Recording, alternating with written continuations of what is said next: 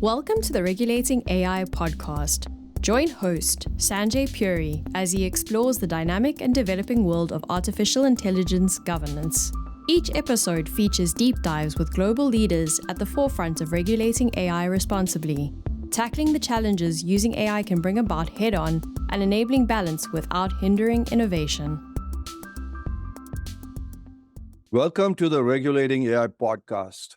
Artificial intelligence stands at the forefront of technological evolution, with experts predicting that it could add trillions of dollars to our GDP, but it could also negatively impact our workforce and national security. So how do we regulate it without stifling innovation?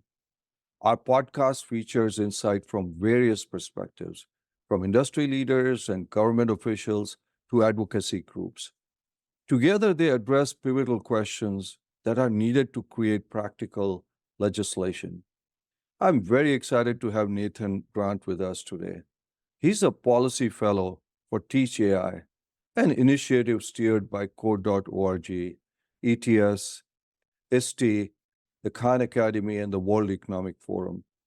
I invited him on this show as it's very important to get different stakeholders' views towards building regulation and legislation.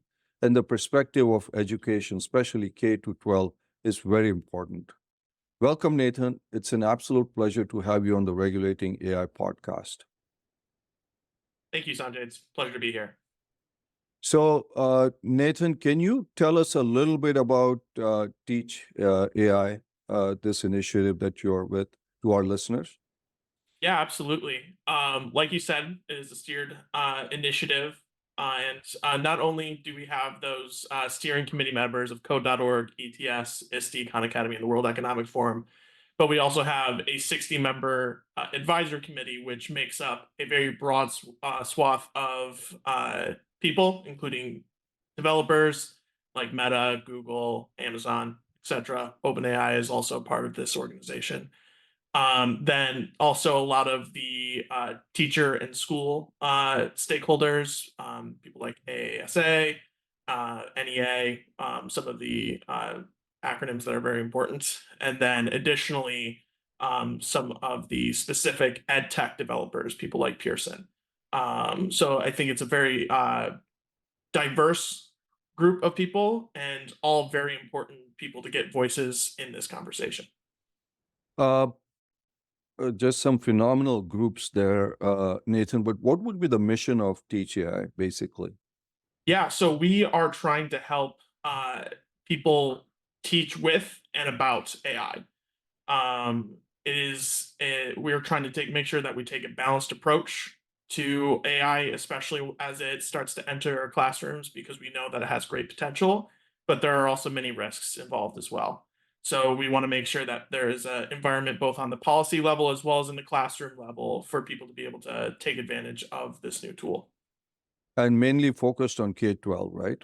Mainly focused on K-12, correct. Yeah. Okay, great. Nathan, President Biden had announced a sweeping executive order on AI on October 30th.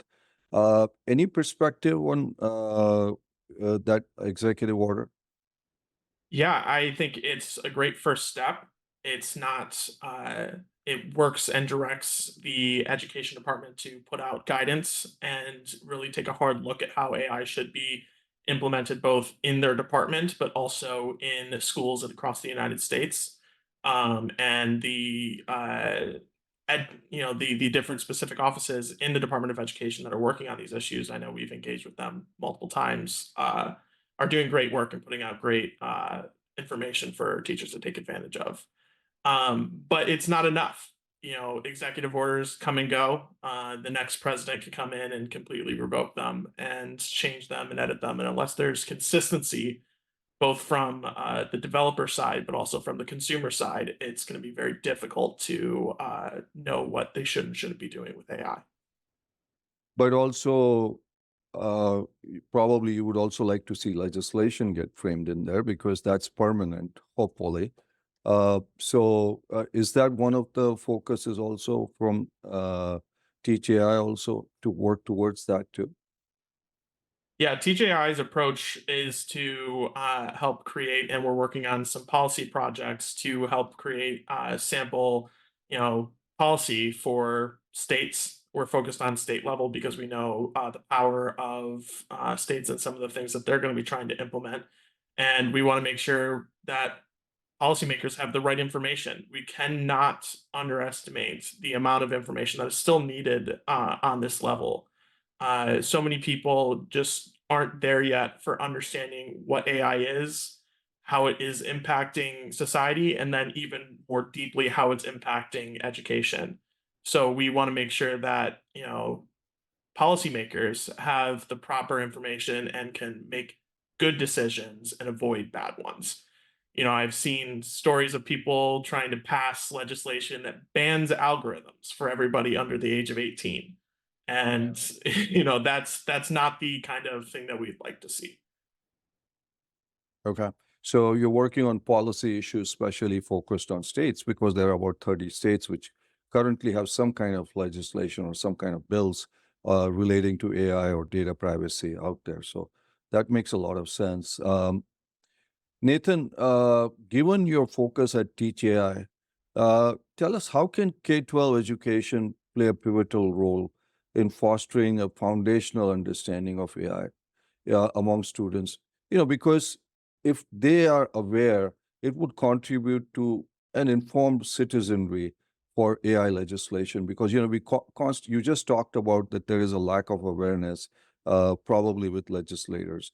But if we take the what we're talking about, a grassroots approach, it could make a big difference. So tell us, how could K-12 education play that kind of a role?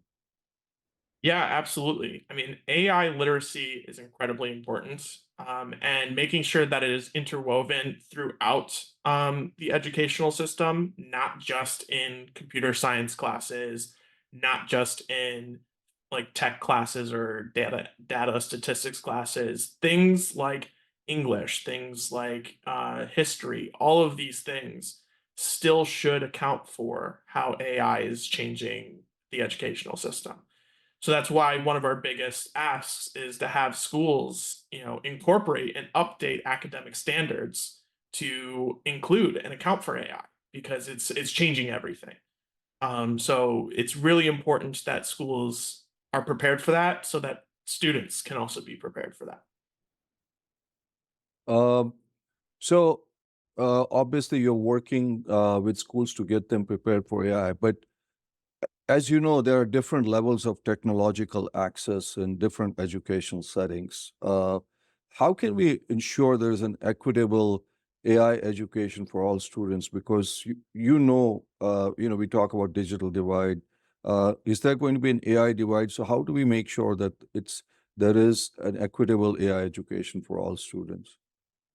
Yeah, I think you're totally right. One big lesson we learned from COVID is I think, drastically underestimated how big this digital divide actually was. When people started coming in, leaving the classroom and having to log in virtually, the lack of access to internet, the lack of access to devices in the home was very apparent.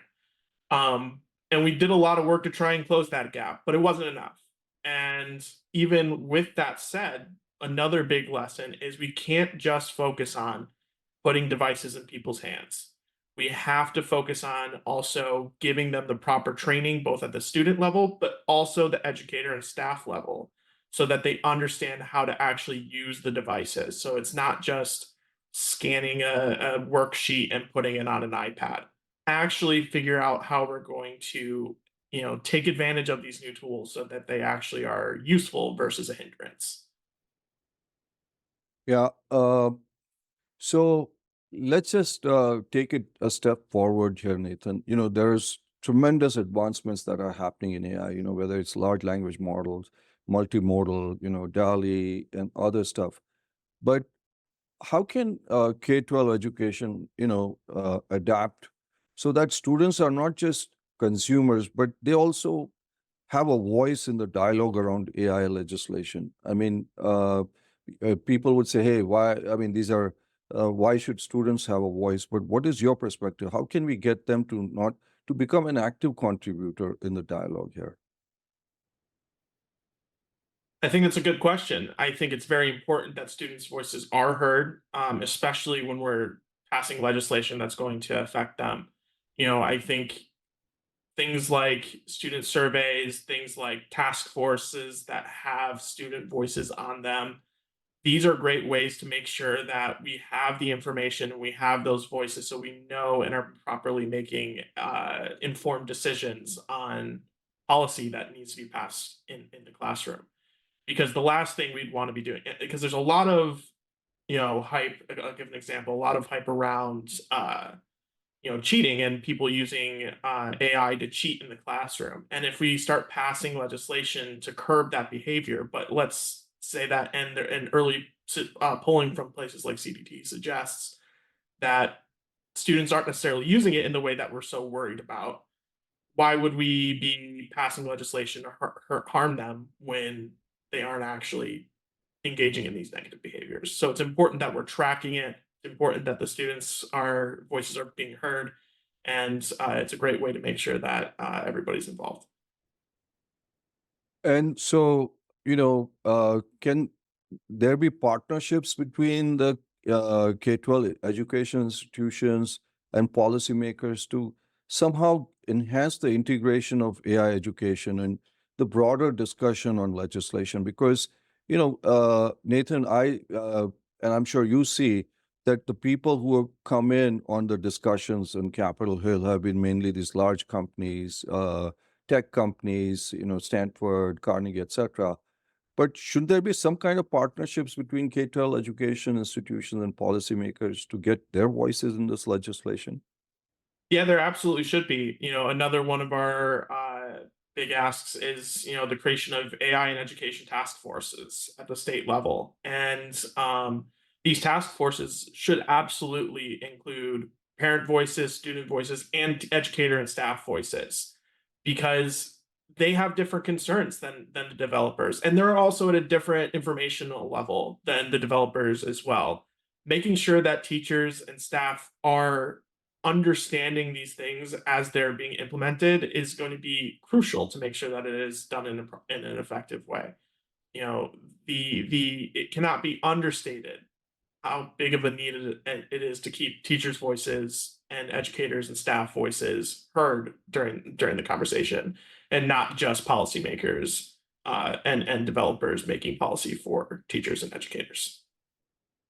So, how can then education promote inclusivity and diversity in AI discussions? Because that the worry is obviously, that we have training data. So, how do we ensure that legislative frameworks consider a wide range of perspectives here, Nathan? Yeah, the issue of algorithmic bias is a tough one. It has competing interests too, because like you said, the data training is incredibly important, but also on the side of that, if the more data and the more specific data you're getting, you start bumping into privacy issues. So you have to find the right balance, and you have to have the right broad framework of voices there to make sure that people are not being harmed by these tools. Again, there's some early data that suggests that student monitoring softwares meant to help mental health or meant to prevent bad content from being put in front of students is discriminatory, and has led to things like students being outed because they're LGBTQ. These are not good outcomes, and these are things that should be constantly monitored. And when we start to see those outcomes taking place, proper action is taken. So, Nathan, some school systems in the US have banned use of large language model, let's say like ChatGPT, etc. Where does Teach AI come out on this issue? Are you for the ban, against the ban? What is your perspective? You know, AI is very different than other ed tech tools and things like that that have entered the classroom in the past, because it's not a teacher or a developer that's bringing and driving the need for this. Students are the ones who began starting to use AI and are bringing it into the classroom, and that brings a very different dynamic. Because when you ban it, all that happens is students who have access to the ability to use these things in the home will continue to use it, and students who do not will not. And back to the digital divide issue, bans seem to just exacerbate it.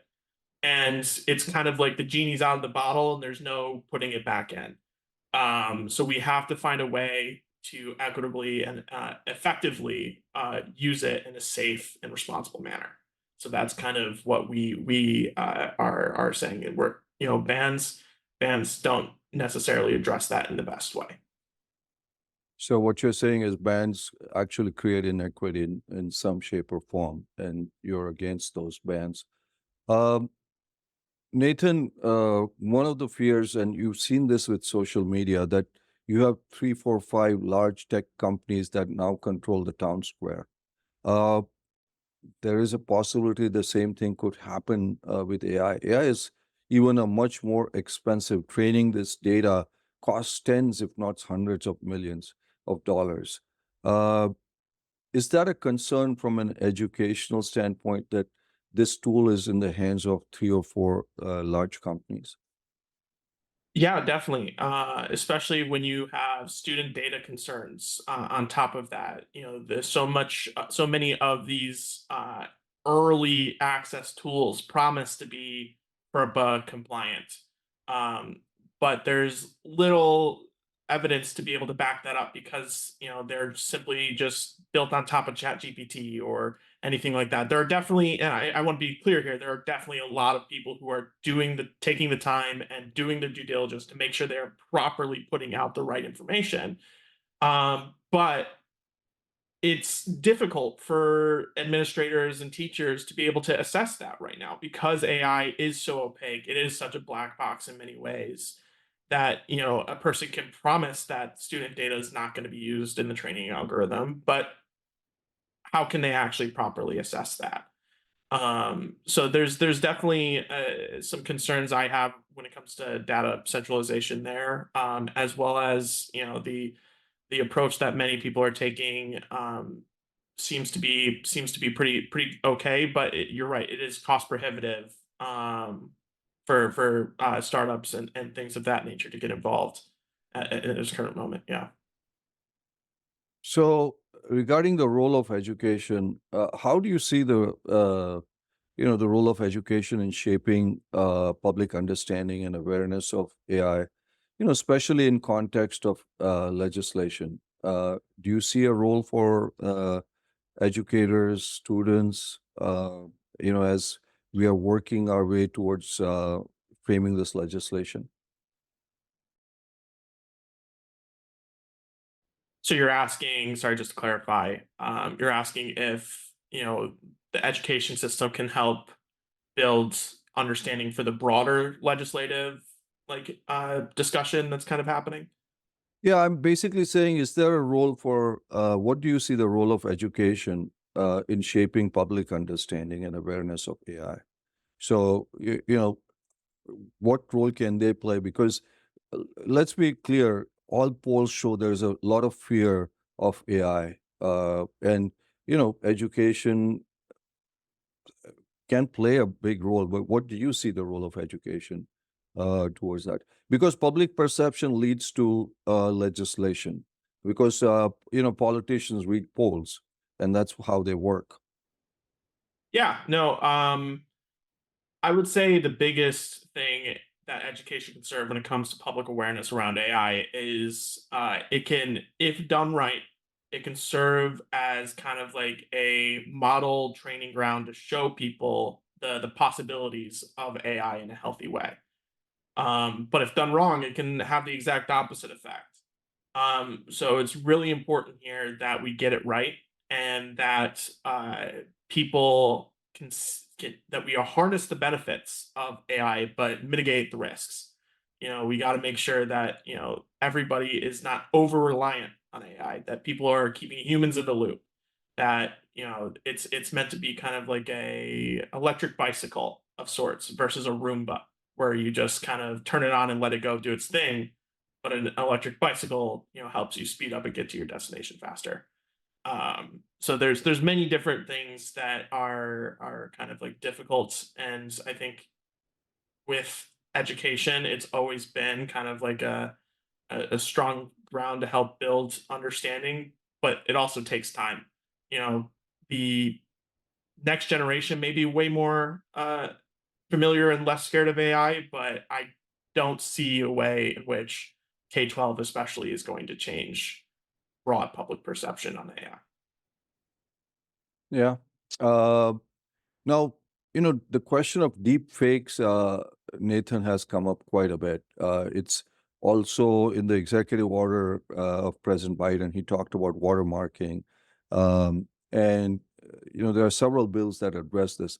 Is that an issue in the education system in K-12 at all? Of course, whether it be creating a piece of material and using it and trying to push it off as your own, that's one concern, of course, when it comes to watermarking and things of that nature. The other thing that's pretty unique and has unfortunately started popping up is people using deep fakes to create fake materials of their classmates. Um, Whether it be, unfortunately, I've heard stories of pornographic materials being made of their fellow students, or other harmful bullying negative materials being made, and that's obviously unacceptable, and things like watermarks can help.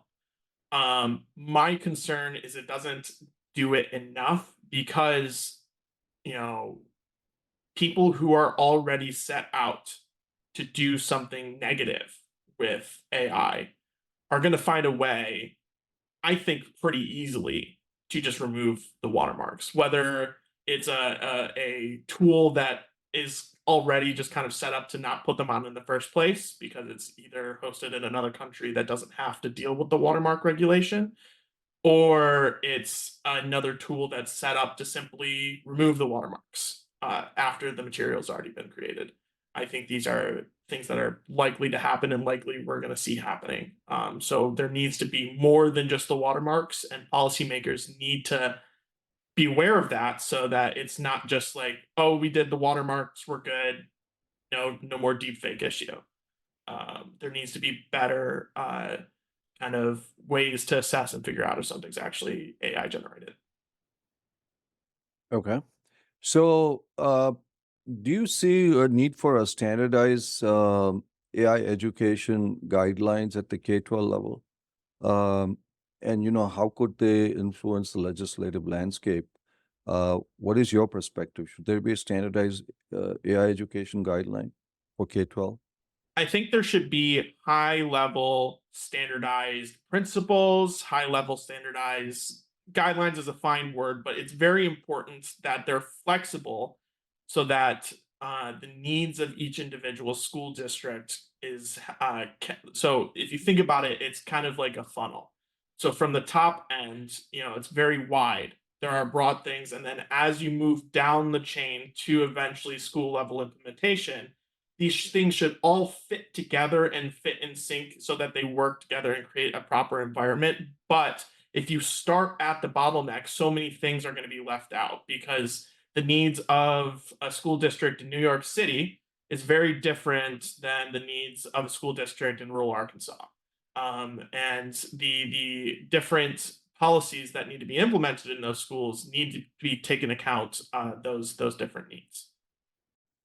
Yeah. So what you're saying is can have broad guidelines, but obviously they're based on region and all kinds of other stuff. The needs are much, much different. Uh, Nathan, are there any lessons from global education systems that you think policymakers can draw upon when they're considering AI legislation and its educational implication? Because education implication is a very important aspect, and you highlighted that upfront. But are there any lessons from even different technologies, global systems that policymakers can draw upon? I think it's tough. I mean, so many places around the world right now are grappling with this issue in different ways, and they have different needs. And we're seeing, I think, with the EU AI Act is one of the largest regulatory pieces of legislation that's coming out of the EU right now. And there are plenty of lessons to be learned as we see that implementation start to take place. But the difficulty here is, it's not something I believe we can necessarily wait and see on. It's not something we can be like, okay, let the EU do their regulation, wait 5 years, do a nice, 5 year study after that, figure out all the downsides, and then pass something. That there's too much going on right now. There needs to be action now, and I think we can intelligently work together with industry, education, and parents and students to find the right answers here in the US. Yeah, as you said, there's a lot at stake here, and we can't wait. Uh, Nathan, you've been very gracious with your time. So, final question for you is, generally, at least in most technologies, at least it's been seen that young people are, they grasp this much, much faster, whether it's social media or other things, mobile technology.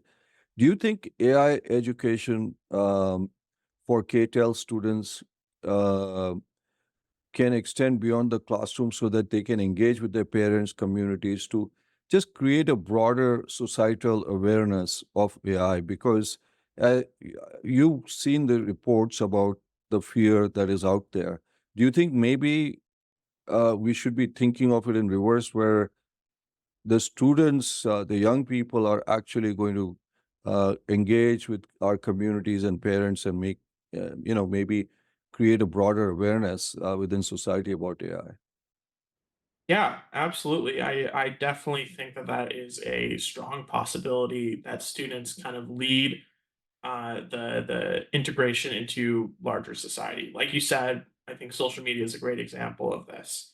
It was college students using it first, obviously, because that was who it was available to, and then from there it became teenagers who were predominantly on these platforms, and then eventually it led to Facebook being the one of the largest social media platforms on the planet, or if and the largest, sorry, the largest social media platform on the planet, because of its broad access and broad applicability to many different generations.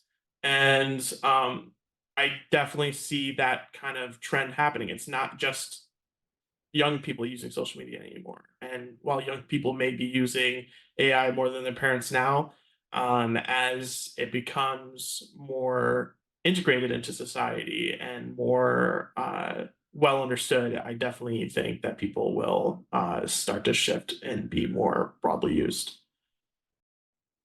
Yeah, I agree with you. I think maybe it's the young people, but across the board, I think the awareness will get and the fear will probably go away if we have proper legislation. Said that was my last question, but I want to see if I can add one other question, which I just thought about. Uh, when we talk to members of Congress, Senate, etc., we ask them.